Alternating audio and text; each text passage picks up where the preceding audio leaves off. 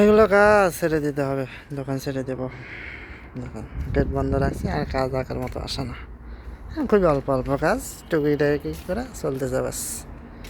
চলো, তবে আসছি যে কয়দিন থাকতে পারি আর কি, কয়দিন যখন আমিও বলে দিয়েছি আর কি, খুবই অল্প সময়ের মধ্যে এখান থেকে চলে যাচ্ছে, এটাও ঠিক বলে দিলাম যে যেদিন যাওয়া লাগে তার অন্তত এক সপ্তাহ আগে বললে আমরা সব ভেঙে নিয়ে যাবো অন্য জায়গায়। আর এক জায়গায় আবার বদল হয়েছে, এখানে আর থাকা হলো না।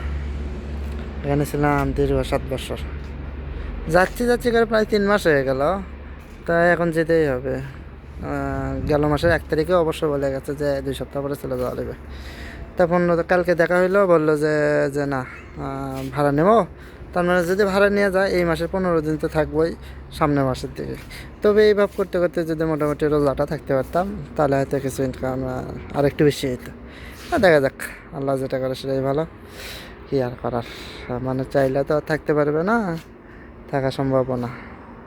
এই যে বিল্লুটাকে আমরা খুব মিস করবো, বিল্লুটাকে সাথে নিয়ে যেতে পারলে হতো, কিন্তু বিল্লু বিল্লু বিল্লু, হ্যাঁ হ্যাঁ হ্যাঁ, দেখেন হ্যাঁ দেখেন, বিল্লু এমন আদর নেয়, বিল্লু সেই আদর নেয় খালি বিল্লু। হ্যাঁ হ্যাঁ হ্যাঁ, দীর্ঘের সময় বিল্লুর সাথে থাকা।